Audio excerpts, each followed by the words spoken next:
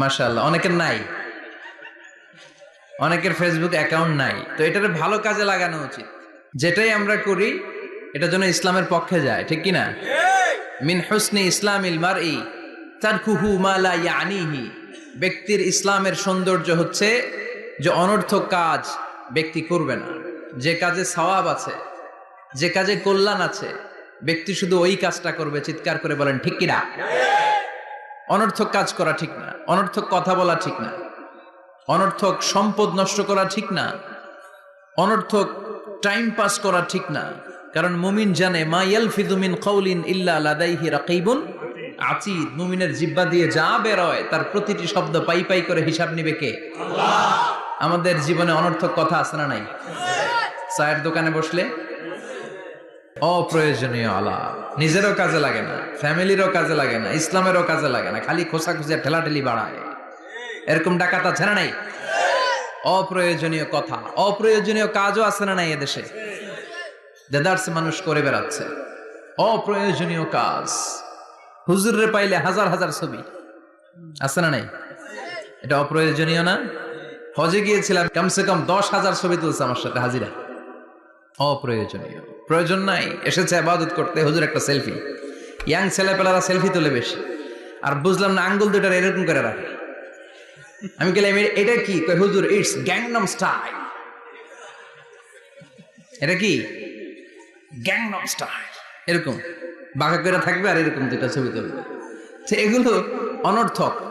মুমিন ওই কাজ করবে যে কাজটা constructive, fruitful for him, for his family and for the society, যেটা তার নিজের কাজে আসবে, যেটা তার ফ্যামিলির কাজে আসবে, যেটা সমাজের কাজে আসবে।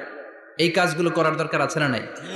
আমার দেশের যুবক ছেলেগুলো অপ্রয়োজনীয় কোনো কারণ নাই এই সমস্ত কাজে ঝগড়া বিবাদে আলাপে লিপ্ত থাকার কারণে তাদের যে ইনোভেটিভ পাওয়ার আল্লাহ তাআলা দিয়েছেন এটাকে তারা কাজে লাগাতে পারে না। আমাদের দেশের যুবকদের কিন্তু অনেক ম্যারিট। তারা যখন পৃথিবীর বিভিন্ন দেশের ইউনিভার্সিটিগুলোতে পড়ে তারা র্যাঙ্কিং এ 1 নম্বরে আসে একেবারে।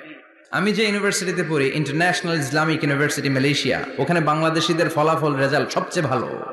হার্ভার্ডে যান, ক্যামব্রিজে যান, অক্সফোর্ডে যান, যেখানেই যাবেন বাংলাদেশিদের ফলাফল অনেক ভালো। তো তারা সেখানে অপ্রয়োজনীয় কাজে তাদের সময়কে নষ্ট করে না। এজন্য যুবক ভাইয়েরা, তোমাদের আছে প্রাণ ঢালা উচ্ছ্বাস, অনেক শক্তি তোমাদের গায়ে।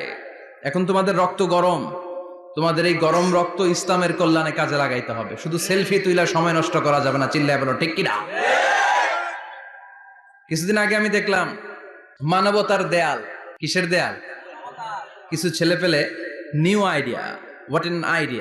আইডিয়া বের করেছে যে এটার নাম মানবতার দেয়াল। খুব সম্ভবত মসজিদের এক ওয়ালের মধ্যে তারা লিখেছে মানবতার দেয়াল, আর কিছু হ্যাঙ্গার টানিয়ে রেখেছে, আর বলেছে যেটা অপ্রয়োজনীয় রেখে যান, আর যেটা আপনার লাগবে নিয়ে যান। এই যে শীত, প্রচন্ড শীতে অনেকের জ্যাকেট নাই। আমাদের কয়েকটা করে জ্যাকেট, জাম্পার, সোয়েটার, চাদর, মাফলার, অনেকের একটাও নাই। আছে না নাই? তারা দেয়ালের নাম দিয়েছে মানবতার দেয়াল। এখানে আপনার অতিরিক্ত পুরান জ্যাকেট থাকলে রেখে যান। তো অনেকে পুরান জ্যাকেট, মাফলার, চাদর ওখানে ঝুলিয়ে রেখে গিয়েছে। আবার লিখে দিয়েছে যার লাগবে তিনি নিয়ে যান। যার মাফলার নাই, যার জ্যাকেট নাই, চাদর নাই, তারা এসে নিয়ে যাচ্ছে। এটা একটা সুন্দর আইডিয়া না? তো চায়ের দোকানে ছেলেপেলেগুলো যদি মারামারি করতো, অপরাজনীতি করতো, গুতাগুতি করতো, কিলাকিলি করতো, তাহলে মাথা থেকে এই আইডিয়াগুলো বেরোতো? কথা বলেন। Human capacity is amazing. কি পরিমাণে আল্লাহ তাআলা যে আমাদেরকে ক্যাপাসিটি দিয়েছে, আমাদেরকে যে কত প্রিভিলেজ আল্লাহ তাআলা আমাদেরকে দিয়েছে আমরা জানিই না। আমরা আমাদের দেহে কত শক্তি, সম্ভাবনা নিয়ে যে ঘুরে বেড়াই আমরা অনুধাবন করি না। এজন্য সময়গুলোর কাজে লাগাও। কিন্তু আফসোসের সাথে লক্ষ্য করা যাচ্ছে যুবকদের চরিত্রকে ধ্বংস করে দেওয়ার জন্য যে কয়েকটা হাতিয়ার আছে সবগুলো বাংলাদেশে আছে না নাই? ইয়াবা আছে না নাই? ফেন্সিডিল আছে না নাই? হিরোইন আছে না নাই? মারিজুয়ানা আছে না নাই? এই ফেন্সিডিল, ইয়াবা আগে শুনতাম ইউনিভার্সিটির ছেলেরা খাইতো, এরপরে নাইমা আসলো কলেজে, এরপরে হাই স্কুলে, এখন প্রাইমারি ছেলেদের হাতেও ইয়াবা ঢুকছে। চিল্লা এখন ঠিক কিনা? দেশের যুব সমাজ আজকে কোথায়? পর্নোগ্রাফি, এক একটা মোবাইল এক একটা হিন্দি সিনেমার কারখানা। ইন্ডিয়ান নায়িকাদের কোমর দুলানো ডান্স আছে না নাই? স্মার্টফোন নিয়ে ছেলে স্মার্ট হয়, কিন্তু ইমান, আখলাক, চরিত্র সব শেষ। অপরাজনীতি, রাজনীতির নামে মন্দ খারাপ প্রতিহিংসামূলক ছাত্র রাজনীতি, নেতারা এই যুবক ছেলেদেরকে ইউজ করে, ওর বিরুদ্ধে ও মার, তুই ওরে মার, ওনারা থাকে অন্য জায়গায়, আছে না নাই?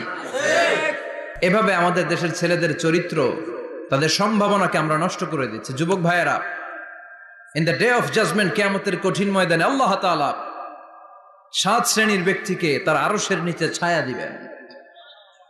এর মধ্যে এক শ্রেণী হচ্ছে তোমরা যারা যুবক, শাবুন নাশাআ ফি ইবাদাতিল্লাহ, ওই যুবক যারা তাদের যৌবনে, তাদের সময়টা, তাদের দিন, তাদের রাত তারা আল্লাহর ইবাদতে কাটিয়েছে। সুবহানাল্লাহ পড়েন। 7 শ্রেণীর মধ্যে 2টা শ্রেণী হলো যুবক। একটা হলো যৌবন সময়ে যারা আল্লাহর ইবাদতে রাত কাটায়, সময় কাটায়।